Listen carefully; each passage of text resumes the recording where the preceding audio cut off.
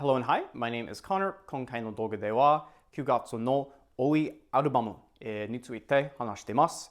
じゃあ始めましょう。So as you could probably tell from the thumbnail of this video, there are so many albums, and of course that means there are going to be so many genres that I will be talking about, some of which are indie rock, pop, EDM, hip-hop, screamo, punk, and bedroom pop too. So in this video, I am going to be going over 26 pieces of music. These are going to be both EPs and LPs from September of this year. Normally when I review music, I usually do it one per video, but there were so many pieces of music that came out in September that this is the only way I can do it. This is literally the only way.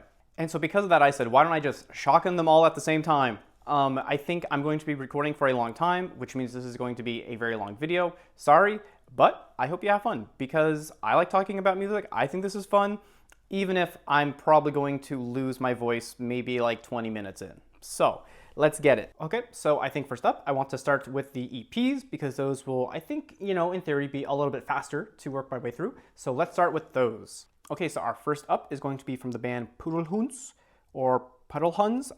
I would have to think they're going with the German version of it, so it'd be pudelhunds, but I don't know. But what I do know is that this EP is titled Memorandum. I have to start by saying that I love the instrumentation on this album. There is lots of technical math rock, and it also kind of reminds me of a mix of Yeti Let You Notice, and also Anti, and also Unison Square Garden as well. In my opinion, in math rock, I think the percussion is just as important as the guitars, and I gotta say, the drums are crazy on this thing. They're so wonderful. And I think overall, I just like the sound of everything here, though I think I will say that I do like it so much because it sounds like so many other bands that I do like. And so because of that, I would also say though that there is no uniqueness to their sound yet, though I could definitely see them developing that in the future. But this is just very derivative of a lot of really, really good bands, which is not a bad avenue to go down in the slightest. So with all that said, my favorite song is going to be the one called Mental Sketch Modified, and I will be giving this a 7 out of 10. Okay, so next up, we have an EP which is titled Natsu ga tojiru, which means Summer Comes to a Close, by the band Umineco. I have to say, right off the bat, I love the naming conventions used on this EP. They are all very what's the word? Like they're all kind of within the same style, I suppose. They're in the same titling style, I guess. So that's super cool, but I should probably focus on the actual music more. This is some lovely, deep, melodic math rock just everywhere on here. It really sounds to me like Hirohira and also American football kind of in a way. This is the band's first EP, and honestly, I am really taken aback by how much I like this. I am very much impressed. I will say though, I wish this was longer because I could seriously listen to it all day, and I guess I could, but a few more songs would be cool and I'd appreciate it, and I'd just love to listen to more of their stuff soon. I would say that the song Melting Summer, just absolute favorite, love that one so much. It sort of sounds like the perfect kickstart to fall, if that makes sense. This is very a fall-centric sounding sort of project. It's fall right now, baby. This is perfect for right now. So I cannot really recommend this in any other way. And I would really say that this sounds fall-ish because of these very warm-sounding guitars and guitar melodies, and it just sounds like it, man. So great. So yeah, I am going to rate this an 8 out of 10, and my favorite song is Melting Summer, like I said. So cool. Okay, so next up, we have the new EP from the band Crazy Blues, and this is called Lot EP, though it's listed as an album on streaming services, but it has the words EP literally in the name, so I'm calling it an EP. This is very interesting. It kind of reminds me of Yukiguni with female vocals. There are lots of very deeply emotional sounding guitar melodies here, which I love, and also for that reason, I do kind of hear some Hitsuji Bungaku because of the vocals and also because of the guitar arrangements on this EP. On top of that too, this EP is absolutely filled with very quiet melodies. There's a lot of them. And then they just explode in the back half of the songs, and I thought that was super cool. So I guess what else can I say other than that the songwriting is fantastic on this EP, all the time. There are lots of catchy melodies and rhythms, and honestly, I think this is just really impressive overall. For that reason, I'm going to rate this an 8 out of 10, and my favorite song would be the one which is titled Tenshi no Blues. Okay, so next up, we have the new EP from the band Mono no Aware, and this is titled Somato. I have to say, I did not really like their album from last year, which was called The Buffet. It just felt like they were tired, like really, really tired, which is unfortunate because their music is so upbeat and just not quite positive. I would say it's very fun though. It's like an explosion of expression. Like it is just so cool and funny and funky and just groovy, and just that's not really what The Buffet was, unfortunately. So with that said, what can I say about this EP? We're so back. We're so back. I love this so much. There is one song on here which is titled Snow Dome, and I love this song. It sort of reminds me of their side project Miz or Mise.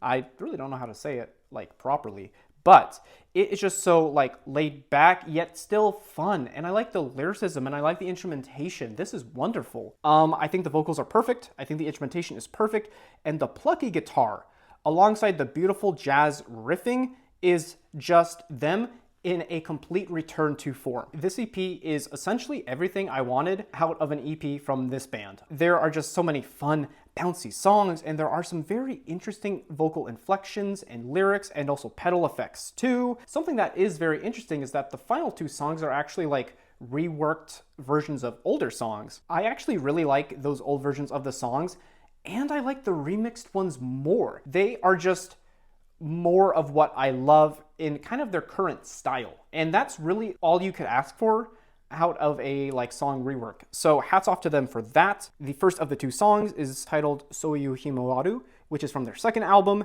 and the second song is Mei Tome from their first album, which is a banger of a hit. I just love the updates to these songs. I love this EP. I love everything about it. I am going to give this a 10 out of 10.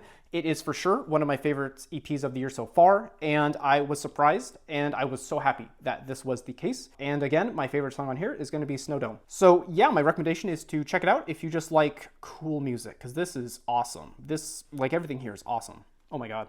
Damn, that coffee really hitting right now. That's great. Okay, so next up, I want to talk about the band Moethein. Moethein?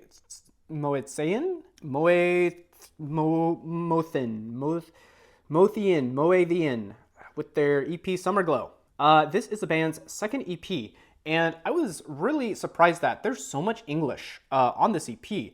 And I have to say too, I love the tone of the lead singer's voice. It is just perfect for this kind of pop punk Brit-pop sort of sound. For that reason, I would also say that this reminds me a lot of the work from the band DYGL, or Dayglow, as you might know them, though I think it's still mixed with also like Blink-182. I think I would really say that this sounds a lot like Oasis, though, you know, it is like happier and sunnier sounding too, so it's not quite in their bag, you know? But yeah, I will say that nothing really made me go, wow. I don't think this is bad in any way. I just had nothing that, you know, astounded me. I would for sure check out their first album or their next EP. Yeah, so I'm gonna rate this a 6 out of 10. Okay, next up, I want to talk about the new Wednesday Campanella EP, which is titled Kawaii Shoujo, or Kawaii Girl, or Cute Girl, I suppose. I have a lot to say about this one. Not much of what I will say is positive. Though I will say I do like the cover. I do like this art style that they're returning to from their previous EP and also their live album. I think that looks super cool. But basically my summary for how I feel is that the songs are kind of bland, which isn't too surprising given that a lot of these songs were actually used for promotional purposes for other, like, you know, marketing opportunities. So, I mean, it makes sense that they're on here, but I would have preferred them not on here, to be honest with you. I think in general, these songs are like 30 seconds to 1 minute too long in pretty much every single case. Additionally, I think they just sound too similar to much better songs that they've made in the past, which is okay. They are still stylish, except they're all the same style, and that's kind of wearing me thin because I want to say we're now 4 years into Utaha being the lead singer, and it's just not really giving what it used to give, you know? I think what I'm trying to say here is that I need Utaha to push the envelope a little bit more, just a little bit, because she just sounds asleep at the wheel here for the most part. There are some songs I like, which I will say in a second, but I want to keep on this line of thought. So, like for example, I do like the instrumental on the song Chateaubriand. I think the vocals completely ruin it though. Again, she sounds bored, and it sounds so static. It's just so strange. I do like when she sings on this song. The large spoken word sections are just not good at all, I think. I could probably talk about this for much longer of a time, so I guess if you want to hear what I think, let me know in the comments and I will reply to you. But generally, I just think this is the band's first official miss with Utaha at the wheel. So in synopsis, here is the song by song. These are the songs I do not like. Woai ni, Chateaubrand, and Monster Island. The songs that I think are meh are Butterfly, Charlotte, and So Many Wishes. And then the songs I do like are Summertime Ghost and Moving Point P. That is only 2 out of the total 8s. Not great. For that reason, I'm going to rate this a 3 out of 10, and my favorite song is going to be Summertime Ghost. Okay, so next up we have the debut EP from the artist Naho Shibahara, and this is her EP, which is titled Plateau. Okay, so Naho is actually the ex-drummer of the band Lucy 2. So I think if you're familiar with their first few years of work, you would know who she is. With that said, I do really think that her ear for percussion really carries over into the songs on this EP too. The songs on here are a real mix of, I would say, bedroom pop, lo-fi hip-hop, and also indie rock too. I would also really say that this is a very experimental sounding EP. For that reason, the songs here do really remind me of songs from the band Ivy, especially the very first song on here reminds me of the very first song from their debut album, which is titled JK. It really has that same sort of sound and vibe in a whole lot of ways. Because I kept having that thought running through my head, I actually asked her directly, and she said, "Who's Ivy?" So with that said, I do think that this is very much a great minds think alike sort of situation. Okay, so now I do want to talk about the song Two Moons. This song is kind of a mess. However, that seems very intentful. There are these 2 competing vocal harmonies and also song melodies throughout the entire song. It's kind of like there's 2 songs overlapping each other. And so to me, this is representing these 2 lives, these 2 stories that were maybe once one and the same and then are now separate, thus the 2 moons. And I just thought that was a really cool way to go about showing that lyrically and also instrumentally. Like I said, the song is a mess, except it's a very artistic mess, which actually ends up really working in its favor. And so ultimately, I just thought that really worked for the song, and it really made it whole, I guess in a way, which is ironic because the whole point of the song is that the whole is now separate. Maybe there's more there. I don't know. One thing I thought was super interesting is actually the mixing. There is one song on this EP, which is titled Undeep. And this is really interesting because it almost sounds like you are listening to the song through a telescope. It sounds very hollowed out, yet far away, and also behind something, maybe. So yeah, I think in general, I have no real issues with this EP, at least as far as the sound goes. However, what I will say is that because the sound of the songs are kind of all over the place, it has this almost like grab bag sort of sequencing to it.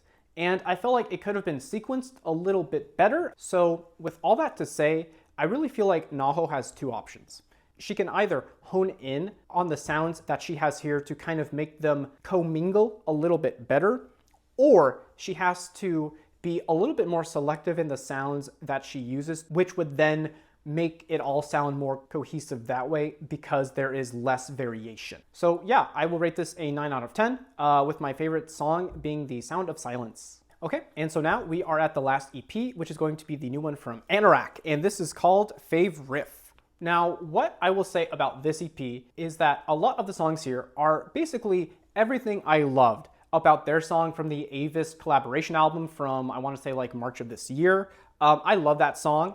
It was the first song on the album. It was a fantastic start. And because a lot of this sounds like that, I love this. The sound of the songs here are sort of like Midwest emo dance, electronic sort of stuff. It's so much fun. This is a particular sound that the band has been really honing in on for about 2 years now. And at this point, I really do think that they are sounding very comfortable with this sound too. And so because of that, they are now adding in some elements of pop punk and also screamo, which I love hearing. There is one song here which is titled Pony Boy 2, and I think it sounds fantastic because of this sort of change in genre direction. So yeah, in summary, I think the rock elements are tight and they sound really good with the electronic ones. I do wish the songs were longer. That is fairly normal for this band though. This is kind of their thing. However, the whole EP is only 10 minutes long, but I will say that it does make me very excited for their next album, whenever that is, because I would love to hear more of this. So yeah, for that reason, I'm going to give this a 7 out of 10. And my favorite song is Ponyboy 2. With that, we have now talked about all of the EPs, and we can move on to the albums. Woo! Okay, first up, I want to talk about the album from Zicca, which is calledそうです,違います. I think for the English translation, I would go with something like, that's how it is? You're wrong. Something kind of along those lines. This is a classic Americana rock album that also kind of sounds like The Pillows and also Gangnam Boys to me. Despite that though, there are also a lot of moments that are very jazzy and also very funky too. And among that too is some actually fairly rough and hard shredding, which I think sounds really, really cool here. But of course, not all of the songs are like that. There are also some slower moments too. There is one song in particular, which is called Toi Machi, which kind of has some sound effects like maybe rain in the background, and that just kind of slows it all down, relaxes you. So with that said, there is a lot of variation on this album too. This song in particular though, just has a super maxed out chill kind of vibe, and it almost sounds like all of the musicians are almost like playing while reclining in a chair. That's what I get. I think I would also say that the last handful of tracks are just really nice closers. I wasn't too much of a fan of like the beginning or the middle. I really like that end though. I thought that was super well done. With that said too, I do think the album is a little bloated. I think they could have cut down a little bit here. I would just say in general that, second half really saved it for me. And so with that said, for this album, I am going to rate it a 7 out of 10. And my favorite song is going to be December, or in Japanese, that would be Ju Nigatsu. Okay, so next up, we have the debut album from the band Kuni, and this is called Kids Return. First off, I gotta say the mixing is awesome on this album. The very first song is called Silver, and this is probably my favorite example of the mixing. There is just really something about the combination of the instrumentation and the vocals, and also the attitude of all of the members of the band that just really works well for it here, and works well, in my opinion, for me. I would really say that this album has a real defined sort of nostalgic edge to it too. This album came out this year, obviously. However, it reminds me of music I would listen to when I would walk to high school every day for 4 years. It just sounds like that, which is really weird to be like that hyper specific about that time in my life and that activity. And for that reason, I think that's why I'm really kind of attached to this album. And the sound and just everything happening here. This album is very post-rock with some punk and also some indie rock in there too. And I have to say, I love the lead singer, Arisa's voice. She sounds perfect for this kind of genre and music. Like I said, I just love how everything is working in tandem here. It sort of sounds to me like everyone's sound works in service of everyone else's. Like they are just that in sync. And there's just something about this band and this album that just has the sauce, and I love the sauce, so that's awesome. With that said, I am going to rate this a 9 out of 10. I could see that increasing, honest to God. Just for right now, I'm at a 9 on this. My favorite song is probably the one titled I'm Waiting For. Thank you so much. Next up, I'm cheating a little bit because I'm not actually going to be doing a full review in this video because I want to make its own standalone video. That's how good I think it is. This is going to be the album Kurayami Saka Yori Ai o Komete. And this is by the band Kurayami Saka. Going into this album, I knew that I was going to love it because their 2022 EP, which is titled Kimi o Omoteiru, I believe, was so fantastic and just so indicative of how fantastic songwriters these people were and also still are. And so when I heard this for the first time, I was just blown away because it exceeded every high, like extremely high expectation that I had. This is such a comprehensive rock experience and album that I think upon release was an immediate classic for, I'd say indie rock, maybe also rock as a whole as it pertains to the rock music scene in Japan. This thing is monumental. Because of that, I would like to make its own video because there is a lot I want to talk about. I think it could probably be a whole 20-minute video. And so for that reason, I will be making it a 20-minute video. Or more, or less, I don't know. But yeah, for now, I'm going to leave you with the rating. The rating is a 10. This is absolutely wonderful and maybe the best rock album of the year. I really don't know. I don't want to be too forward, but what I can tell you is that it is amazing. So yes, thank you. Next up, we have the new album from Moethein, and this is titled All About MacGuffin. This is the new album from the jazz pop singer Moethein, who has a very wonderful voice and also songwriting style. I would also say that she writes and makes a lot of very laid back lounge kind of jazz pop almost. This is also her first album in 5 years, with her last being 2020's Ampersands. And that was a wonderful album. I love it a lot. Probably my favorite album of hers. I don't know what I would rate it off the top of my head, but I don't think it's really gonna be getting anything lower than an 8. With that said though, a lot of the music here sounds the same. It's of course still that same kind of genre. It still kind of sounds like the B-sides to the Persona 5 soundtrack. So I think if you like that, you will love this so much. However, I think because I like her music so much and I like Ampersand so much, because there's no real evolution here, I'm actually not too hot on this new album. Much of this album sounds too samey, song by song, but on top of that, it sounds too samey from her previous work. So like I said, there is no real evolution here. There is no real update to her sound. Yes, there somewhat is, sure. Largely though, it's just too similar. I really would have expected some, significant degree of change because we haven't heard what her music sounds like in 5 years, right? What I will say though is that her voice still is fantastic, as is her lyricism too. And so because of that, I would like to read you some of my favorite lyrics on the album because she is still a top tier songwriter. So this is from the song, which is titled The Fruit Not Yet Ripe. Okay, so the Japanese title would be Mada Hayai Kuramono. Here are the lyrics I want to read. Lost and blocked for a simple reply. Truly, I don't understand any of it. It was still too early for that fruit. Basically, this song is about her just not being able to get ahead in terms of relationships which are romantic or not, which of course is shown in this line here, which is the following. Lovers, friends, it doesn't matter who, it's all the same. Much of this album is actually Mei sort of airing out grievances that she has that are about other people or about herself or about her life or about the lives that others have that she does not. And I think that is very interesting for a pop album like this. I think she is very articulate and I think she is very expressive, but those instrumentals are just not doing anything for me. And in case you think I might be a little bit too harsh, listen to the album and just see for yourself. There is little to no variation song to song besides maybe tempo. That is it. That is just simply all there is. So yeah, that's kind of all I have to say on this one. I think my score is going to be a 6 out of 10.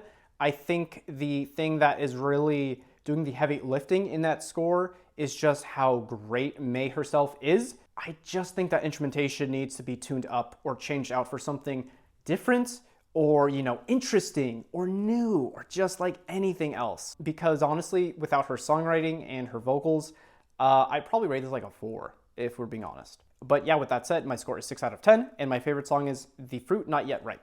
One last thing though, I think on Apple Music, the song is actually titled The Fruit Not Yet Pipe. So that's obviously some kind of mistake. I don't know how I can get someone to fix that, but just in case you try looking for it in the search bar, you will not find it in Apple Music because it is translated wrong because of a mistype, so yeah. Okay, so next up is the new album from the band Laggett's Jamstack, and this is titled Eternity Within the Finite. This album features some very raw sounding indie punk, which I really love just as a sound and aesthetic. Maybe if you've seen my coverage for the band Plastic Poolside, you would know that that is a sound that I like, and that is a band using that sound that I like, and this is just kind of more of that, though it's got a little bit more polish on it. There are these absolutely killer screamo vocals, all the time, sounds fantastic. Like I said, this is kind of a very hardcore punk sort of album. While I would say that the main sound is that of screamo, there is a lot of Midwest emo influence on here too, which is, of course, always a nice combination. One thing of note about the songs on this album too are that they are either very fast or very slow, and there's not much in between. For that reason, I do find that they really remind me of songs from Modest Mouse or also Built to Spill. But that's largely the only difference song to song. They all sound pretty similar in all kinds of ways, and so for that reason, the songs here are a little bit too samey for my taste. They are still of high quality. I do still like them, but like I said, just too samey. One thing I do also want to mention too is that I love the album art. That looks so cool and so kind of scary, yet maybe the person and the cat in the image are the ones being scared. It just looks creepy overall, and it just is a great composition. I think I've listened to this album about 5 times, and this is a 50-minute long album. And with so many of those songs sounding so samey, it really wears a guy down, and I think that has affected my score for that reason. I think for the most part, I want to rate this a 6 out of 10. It is good, I do like it, I just needed a lot more variation, especially because this album is almost an hour long. That's a lot of the same thing to just sit through, unfortunately. So yeah, 6 out of 10, and my favorite song is Fragments of a Burning Night. Next up, we have the debut album from the band /Naname, and this is called Vespers. This is somehow the perfect blending of toe and light, and I don't know how they've managed that, but it is a sound that I am welcoming very much into my heart. What's weird too, and maybe this is just me projecting maybe a little bit, I feel like the first half is maybe more so toe sounding, and then the second half is actually more light sounding, though I do still see those two influences in pretty much every song in the track list all the time. There is also this really cool storytelling that starts with the song Vespertine. And I don't quite know what the story is. I almost feel like maybe it's like a reenactment of like a poem or short story or play or something like that. It seems very cinematic and it seems very out of place for a math rock album. But because it is so extraordinary, I really liked it. I think I would say that the most impressive feat on this album is actually that the narration is actually never overtaken by the instrumentals, yet you can still hear the instrumentals perfectly, which is especially impressive given that this is math rock, so all of the instrumentals are incredibly technical and complex, yet they never overpower those dang vocals. I think what really sold this album for me is probably the guitar work. It is just awesome all the time. It's super fluid and engaging too. I would say that all of the songs are really on par, though I think my favorite is probably the one called Mui for this reason, but also I do really like the song Eel, and maybe that's my favorite. It's a little hard. So I think my final thoughts are that this album juggles a lot, even though this is only the band's first album. I think this was a real undertaking, and they really knocked it out of the park for the most part, which I really respect. I don't quite have anything negative to say. Again, on this one, because it is mainly instrumental math rock, it's a little bit samey. There were no quite standout tracks for me besides Mui and also Eel. I do still really like it though, and so for that reason, I am going to rate this a 7 out of 10. And I think my favorite song would probably be Eel at the end of the day. We are taking a little bit of a vacation from rock music, and we are talking about the new album from the band She, Her, Hers, which is titled Febril, I don't know. This is the band's 5th album, and this is sort of a cross-genre work of, I want to say, trip-hop, shoegaze, and also bedroom pop too. First up, I have to mention the drum work and the drum patterns on this album are insane, especially on the outro of the song, which is titled Sigh of Relief. Generally, this album just has some really fantastic production and also singing from everyone here. I want to say in January, I talked about the album Indissolve by the artist Acid Clank. I think maybe if you like his music and also that album in particular, you will like a lot of this here too, because it is rock, sort of, mixed with mainly electronic, just trip hop, drum and bass a little bit, but just very, you know, computery sounding production. Like for instance, I feel like every song here sounds very floaty and almost atmospheric, sort of like the songs do on Indissolve. Where I would say they differ though, is that this album sounds a lot more art poppy, whereas the Acid Clank one is kind of more DJ set-y, kind of drum and bassy, stuff like that. But yeah, I think the main difference is that this just has a lot more pop-oriented melodic vocal sections, and that's not so much on Indissolve.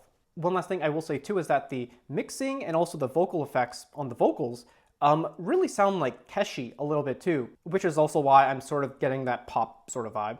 But yeah, I really do like this. I'm going to give it a 7 out of 10, and my favorite song is going to be Brutalist. That song rocks in every way. Okay, so next up is an album that I actually had already written a whole review for, so I'm going to try to shorten it here because I could talk about it for like 20 minutes. This is the new album from the artist Fujikaze, and this is called Prema, or Prima. I think it's Prema. Okay, so this is probably one of the few mainstream Japanese artists that I talk about. I had recently talked about Hoshino Gen's most recent album, which I did not like. I also talked about Ano's album Bone, Bone Dream Bones? No. Bone Born Bomb. I'm pretty sure it's that. Those are probably the most famous in Japan artists I've talked about. I don't do it very often because I kind of like to stay low to the ground with like indie rock and like very, very indie rock. I think a lot of the artists I talk about only have like 30 to 40 listeners on Spotify, and that's just the music I like. But I have to talk about this Fujikaze album because it is an absolute banger in every way. It is so fantastic. It's even to the point where I have talked to people in real life who are not super into Japanese music, and they've said, yeah, this album rocks. I think it's because this album has so much Western influence on it. This album is like a very hardcore 80s rock and pop throwback. Now, I know what you're thinking. We've been doing this 80s pop revival in the whole world for the past like 15 years now. I'm tired of it. I'm sure you're tired of it too. But the exact influences that Fujikaze uses on this album are like so perfect for his style and just what I like too. These are the influences that I rarely hear across this entire album. First up, Steely Dan, Tears for Fears, Madonna, Hall & Oates, Wham, Michael Jackson, and of course Quincy Jones production. I mean, come on. There is so much cool stuff happening here. I love it a lot. I think if you like any of the work from these artists, you are going to love this album too. What's more, I think it's like 99% in English too. There are 4 Japanese words on this whole album, which honestly is really hard and really respectable because it's not his native language, but man, he knocked it out of the park here. Honest to God, I love every song on this album. These songs are absolute bangers and they all stand on their own while still sounding like an absolutely cohesive project too. There is a lot of variance. Nothing ever gets boring. And then even when I thought it might, on like a very select few songs, there is this like amazing like third act that just brings me right back in. The production is fantastic. I believe Fujikaze is still playing the keyboard across most every song here. Of course, he wrote them all too. And I honestly don't know what my favorite song is either. I think at the end of the day, it might be the one called You. But there are just so many great tracks. There is one song on this album called Hachiko, and that was the lead single that came out 2, 3, 4 months ago. That is the one that I had heard a lot leading up to this.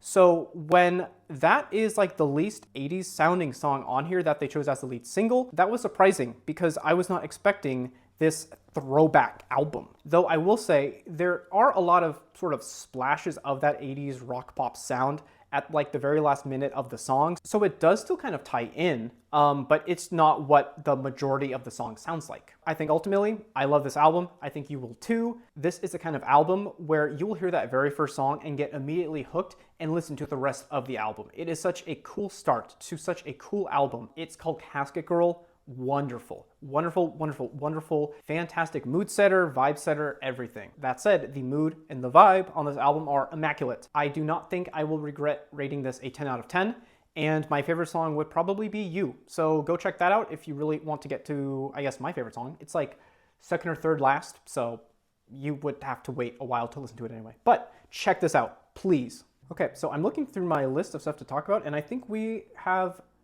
entered a section where I will just be talking about pop for a while. So let's keep doing that. Next up is going to be the great new album from the artist Saf Music, and this is the album titled Masterpiece. This is sort of a hip-hop, hyper-pop, electronic EDM sort of joint. There is a lot of variation in that too because there's a lot of guitar work. And man, did they get a good guitarist for one of those songs, which I will talk about in a second. So, like I said, hyper-pop, hip-hop. Those are really important because this means that Saf Music has to nail the attitude, the aggression, the pseudo-punk nature that is very inherent to hip-hop and also hyperpop. And can I just say, this nails the production, the vocal delivery, and that attitude aspect perfectly. I think the way I would describe how this album sounds is that it sounds like you're at some kind of rave inside of a piece of fiber wire. It is such a weird technologic sound that is like running through your like motherboard in your brain. I love everything about this. This album also features a ton of really cool instrumental flourishes as well that I just need to dissect like constantly because they're kind of hidden if you don't know where to look. Like for example, I think my favorite is probably on the song titled TLC. And this has that wonderful synth of that like you would hear in like Backstreet Boys music, TLC music, obviously. Like it's such that like cool throwback 2000 sound that is kind of like memed a little bit now, but it sounds at home on this thing. It's so wonderful. Going back to that guitar work too, the songs here are so insane rhythm-wise that the guitar really helps to kind of stabilize it because it's slower yet still fast. It's just not insane, you know, and it just helps make everything stay where it should, stay within the confines of the lane on the highway. One other thing I need to mention too is that the features kick ass on this album too. Volta, Iga, and Eiichikyo from Yukiguni, my boy, the hardest working man in the industry, is on here too. Now for my rating, I'm going to give this a 8 out of 10, though I could see myself giving it a 9 out of 10. And yes, I know that's kind of insane considering how much I just slobbered all over this like whole album. But most of the songs are 10 out of 10s. I would say at the very least half are 10 out of 10s. The others, I'm gonna give them like 6 or 7s. They are good. I just don't think they live up to those other 10 songs. And for that reason, it kind of brings the rest of the project down for me because those songs that are 10 out of 10s are so crazy with their production and their singing and just how stylish they are. The other songs that are not 10 out of 10s feel really like lackluster and sort of like, you know, void of personality because those others are just so bombastic. I don't want to say they sound generic, however, in the style in which SAF music makes music, they sound generic. Though, of course, what I will say is that there is still a very strong sense of personality on every song. It's just that, again, some songs are just not as good or amazing as some of the songs that I really, really like. So yeah, that is what I'm gonna go with. My favorite song is going to be Gifted. That song just rocks. Okay, so next up is a, I guess, surprise drop because they announced it was coming out in October and then it came out like last week of September. This is going to be the album White by the idol group Ray. Now, maybe if you've seen my other videos where I mention it very rarely, I don't really listen to idol pop music. It's just not for me. It never has been. There are only 2 groups that I like, and Ray is one of them. What I will say is that I do respect the genre and the artists who are in that genre. It cannot be easy to be a singer, a songwriter, and learn all of these dances and then do it for like an hour and a half or 2 hours. It's an insane job and I have mad respect for them themselves. But the aesthetic is usually just not something I vibe with because like, look at me. But I love this album. It is really, really fantastic. Now, maybe in case you're not familiar with Ray, they are sort of marketed as a shoegaze lovers idol group. And that is very much true here too. That is essentially their whole shtick. Right now, the very first song, okay, the very first, it just sounds like an American football song. It is just a heavy, like Midwest emo math rock idol song. And that is so in my lane. That is so cool to me. Though I will kind of say that the first song is also somewhat of a bait and switch too, because like the 4 songs after that are very poppy and like electronic. And then you get more rock after that. It's just that sound kind of takes a little bit of a backseat for maybe a good 20-25 minutes. But man, those later rock songs are absolutely crazy too. I really love those. But first, let's talk about those pop songs. I think my favorite would probably be the 3rd song, which is titled See Ya. And this is this like trance hip hop EDM song that's like maybe this like late 2000s throwback pop sort of shindig. And there are like no vocals for the first like 2 or 3 minutes. And then it kicks in and they're cutesy and they're fun and they're all about love. And also something I should mention too is that there's a lot of English on this album too, which is awesome if you don't know Japanese and you know English because you can still enjoy a lot of the album and the singing. Like I mentioned with soft music or soft music, I'm sorry, I don't know how to say it. Maybe soft music. There are a lot of features on this album too, and they are just for me. They are here for me. Obviously, musical mastermind Azusa Suga is here on a lot of the songs because he's kind of responsible for the creation of this band and their songs, so of course he's everywhere. But who else is on here? Eiichikyo from Yukiguni, the boy. He is on here too. He is playing the guitar on the final song. And man, God, I love Eiichikyo. He's so great. But there's one more very important feature for me, and maybe for you too. One song features Kita Motifor from Trico, which means Ray, welcome to the Trico Extended Universe. If you don't know what that is, there is a playlist here all about videos in which just happen to have mention of the members of Trico because they're in the music that I'm talking about, because Trico gets everywhere. They are worldwide. They are the best to ever do it. And yeah, so now this is in there because I mentioned them just now. So I guess if you want to learn how they're everywhere, you should check out the playlist and watch some of the videos, I guess. So that's my plug. Thank you. So here is the ultimate question though, okay? If you like rock, should you listen to this idol pop album? Yes. This album is just such a cool subversion of expectations for rock music and also pop music.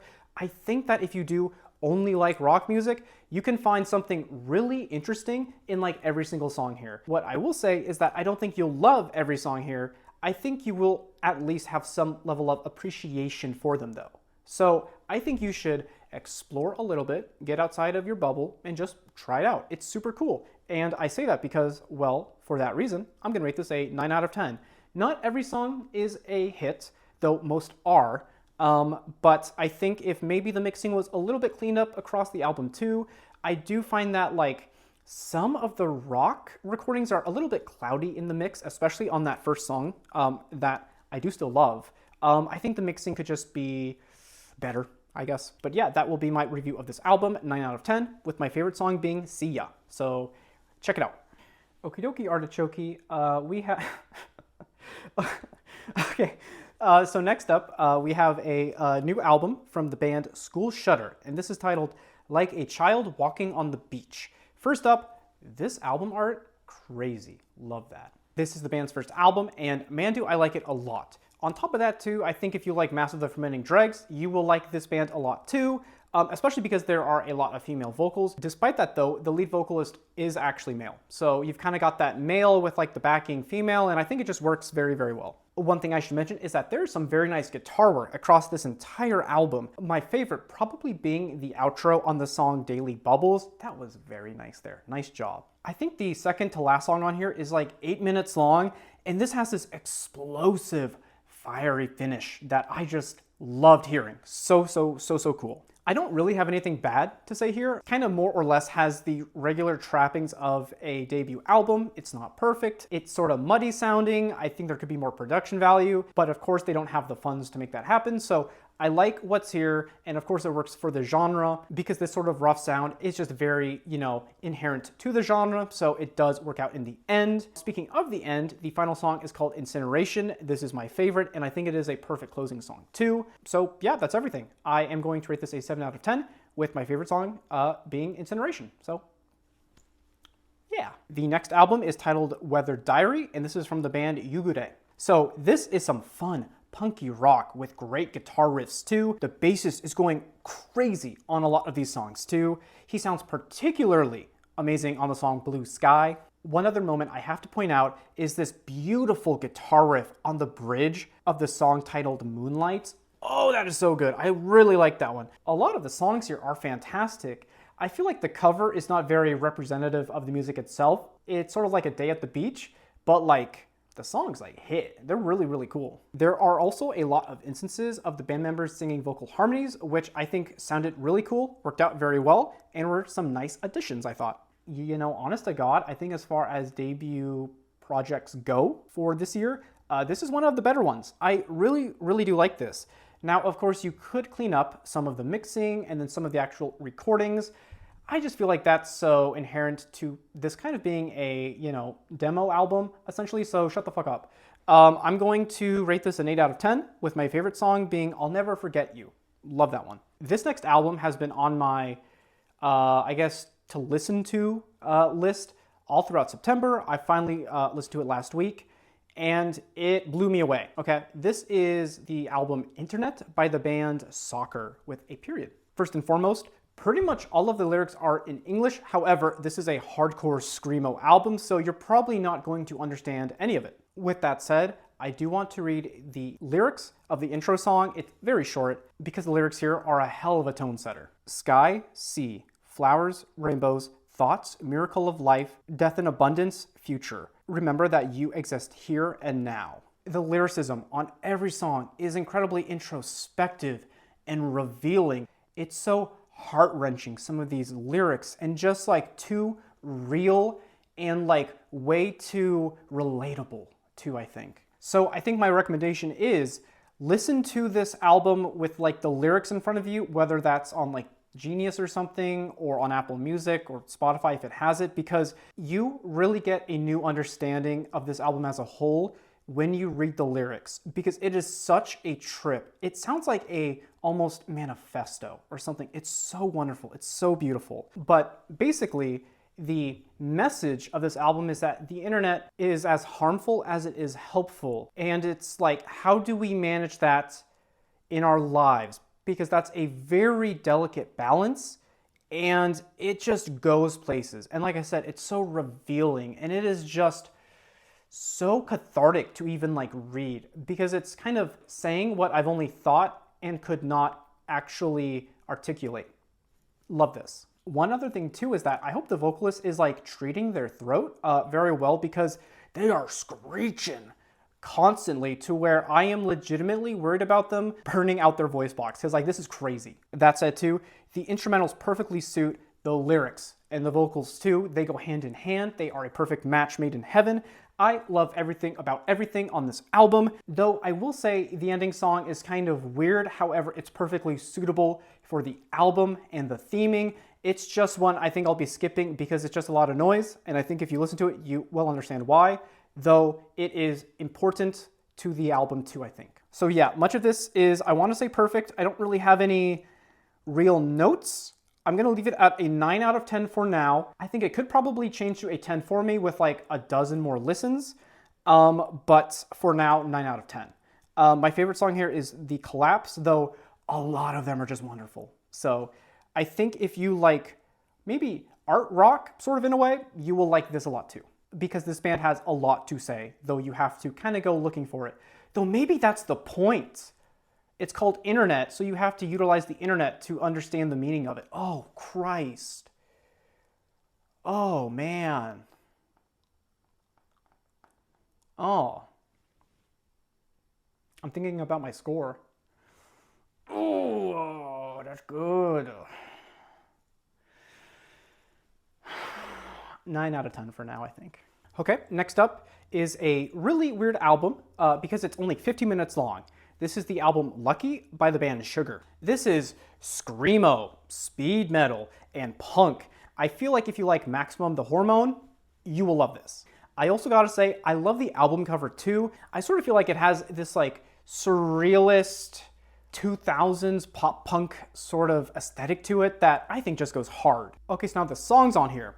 I feel like any of these would go perfect in a like Tony Hawk Pro Skater game. They are just cool metal songs. They are incredibly rough sounding with some very stereotypical metal vocal flows, yet of course they are kind of traditional in a sense, so for that reason they sound great. There are so many cool moments on this very short album. Of particular note, I love the interlude on the song Sugar Leaf. So cool, such a cool chill out moment in what is a very harsh segment of a song. I don't know how to explain it. It's so cool. One other thing about this like weird interlude is that it almost sounds like they are emulating the drummer from Red Hot Chili Peppers named Chad Smith. I don't know if he's an inspiration. Surely he is, because he's technically a metal drummer because they have like metal songs.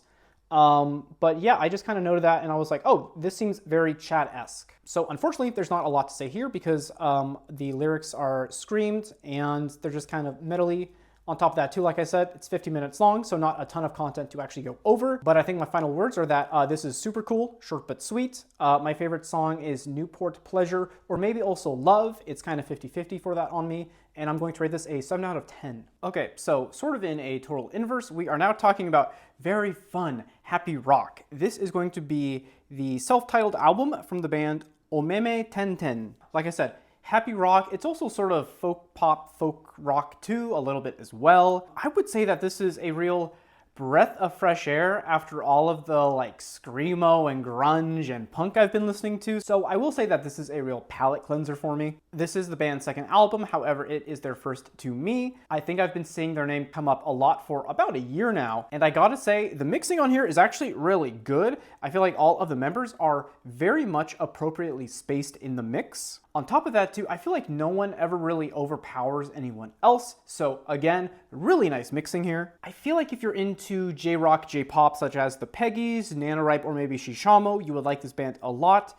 This music here is very cutesy, it's very fun, it's very upbeat, it's great. I'm sure they will be doing some amazing anime tie-in songs at some point in the future if they haven't already, but nothing quite mind-blowing or inventive in my mind. Maybe I'm just missing out on something. I just thought this was essentially a fine rock album. I will say though, there is some really fun instrumentation at points, though not throughout as much as I would have liked. One thing I will say too is that picking a favorite song for this album was a little bit hard because they're all just kind of on the same level for me. There was no clear standout like on so many records I do talk about. On here though, I think my favorite song is going to be Humorous Dystopia, and I am going to rate this a 6 out of 10. Okay, so next up is kind of a big one actually. This is going to be the debut album from the band The Floatings, and this is titled Flowering. This is some cutesy, soft rock that also kind of borders on pop rock too, and I mainly say that because of the incredibly smooth vocal deliveries on this whole album. Sometimes this will lean a little post-rock as well, like for instance on the song Lily. What is very strange, and maybe you'll be able to relate to this too. When I was listening to this, I kept thinking, this is The Cure if they weren't shoegaze. I feel like maybe if they were more alternative rock, more so than they already were, and also I guess still are.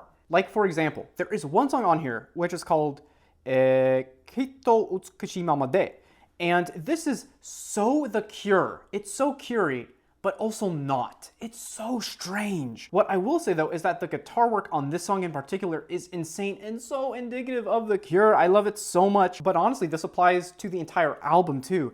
There's just so much great guitar work here, it's actually insane, and it's also memorable and twangy, and there are just amazing riffs and passages that really, you know, make this ascend to being a really well put together rock album at the end of the day. What's more, the lead singer is named Rikako?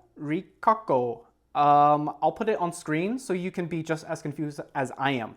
She's amazing. She also is able to do these amazing things with her voice too. I think my favorite example would be on the song called Ultraviolet. So here on this song, she is almost doing this vocal inflection that is a downward spiral of the pitch. What I mean by that is she starts fairly high pitched and then she gets significantly lower. I do detect a little pitch correction, though not a lot. Like, I would maybe say that her voice is doing like 95% of the actual job here with that itsy bitsy little bit of pitch correction at the end. And I say that because it sounds very flat and very on key when she does pass some of those keys. So I have to imagine there's a little bit, but still, this is so cool to hear, and I loved it. I thought that was so cool. Aside from that though, I would also say that she is just really utilizing her voice in just such interesting ways on some of these songs too. Like for example, on the song Natsu Sairai, which means summer comeback. Here, she is kind of singing outside of the 4/4 time signature of the song. She is like starting her lines in that like third measure, and then it's like overlapping into the next one. It's really interesting. And in general, she is like constantly using these really interesting vocal tactics on a lot of the work here. And I just found that so engaging and interesting, and I thought it was really fantastic. But yeah, I love this album. I do have one nitpick though, and it's super small. I will say Rikako's vocals are mixed a little bit too low sometimes, and for that reason, she kind of gets just lost in all of the other cool guitar riffing that's happening around here. So it's hard to hear her. On top of that too, I can't really find lyrics for 2 or 3 of these songs, so I don't know what she's saying all the time, which is unfortunate because I just can't hear her. That is really the only negative I have with this album. Now for my score. I'm gonna give this a 9 out of 10 for now. I think that might change as I digest this a little bit more. I've only listened to this 3 or 4 times, and that is because this is actually not available on streaming. You can buy it on Bandcamp. You can get it there, and that's how I got it. But for now, they only have a few singles on streaming from this album. So, and to finish it off too, my favorite song is Hoshi no Arpeggio, which means Stars Arpeggio. And I like it because it's got a cool guitar arpeggio on there. Yeah. Next up is someone I thought I was done talking about for this year, But not only do I have this album, I have another album of theirs that is on its way. This is going to be the live album from the band kanekoayano.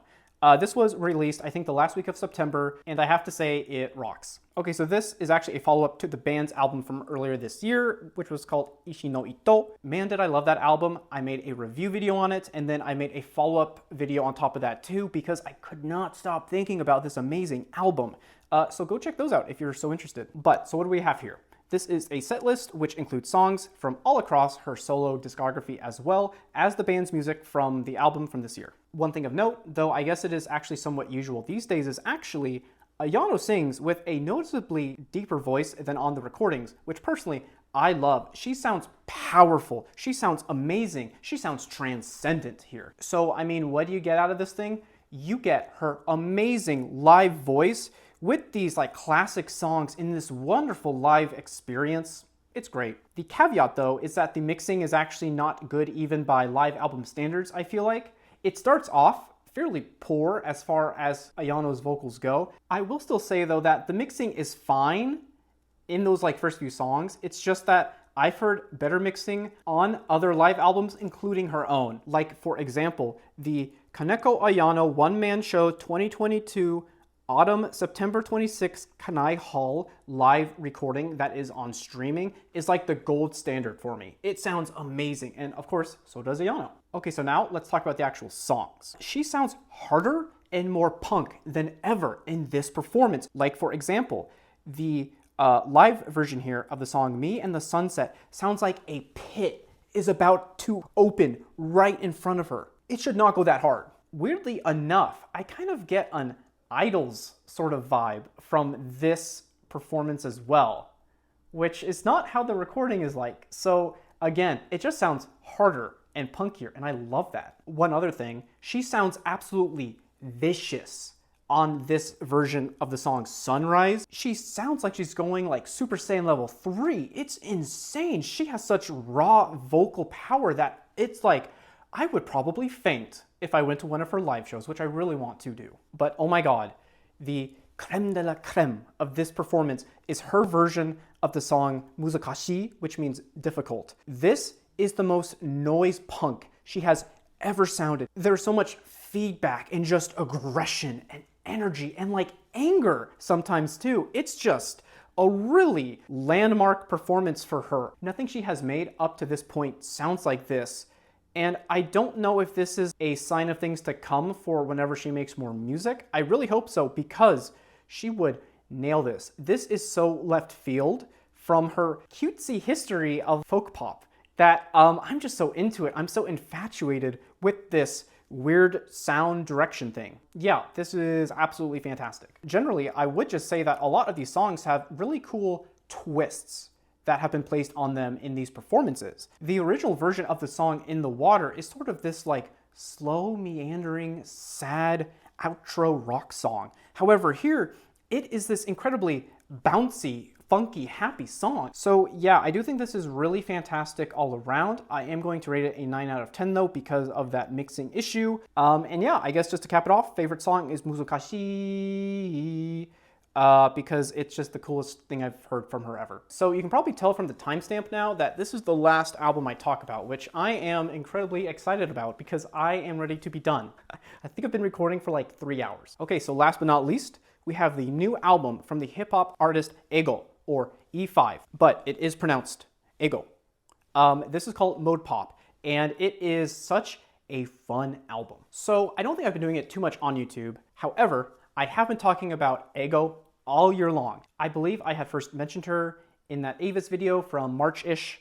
I loved her there. Great cover performance, so well done. And because of that, I was excited for whatever she came out with next. What she came out next was a handful of singles with the artist Yugen. And they are so cool. Yugen's production, amazing. I love his sampling of other hip hop songs, particularly JPEG Mafia's, I think it was Garbage Pail Kids was the song he featured. There's this like guitar solo from there. But anyway, this is an absolutely insane hip hop album. I love so much about it, and I'd love to see her live. Oh my god. I would really say that right from the get-go, I was like invested in this album. And that's because it's very clear to me that E5, and I'm just gonna call her that because I don't know, it's like in English or whatever. The thing with E5 is that she seems to really care a lot about sequencing and flow, which is something I really care about too. Like, for example, the first song is called Hajime, which means start in Japanese, and the last song is called Oware, ending or it's over in Japanese. There's also a song on this album which is titled 0 Point, and this is a very well-placed interlude song, I thought. But oh my god, I love the songs on this album. There are some of my favorites, such as Dive Job, which is like a sneaky way to say Daijobu, and then there's Spider Silk, so cool. And then there's another song called Kivi, though I think it's also cleverly supposed to be the word kibishi, I think. I think what I liked most about this album is that you can really tell that E5 really likes Lil Uzi Vert, and I really like Lil Uzi Vert too, because to me, a lot of this sounds like Eternal Atake if it was better than it is.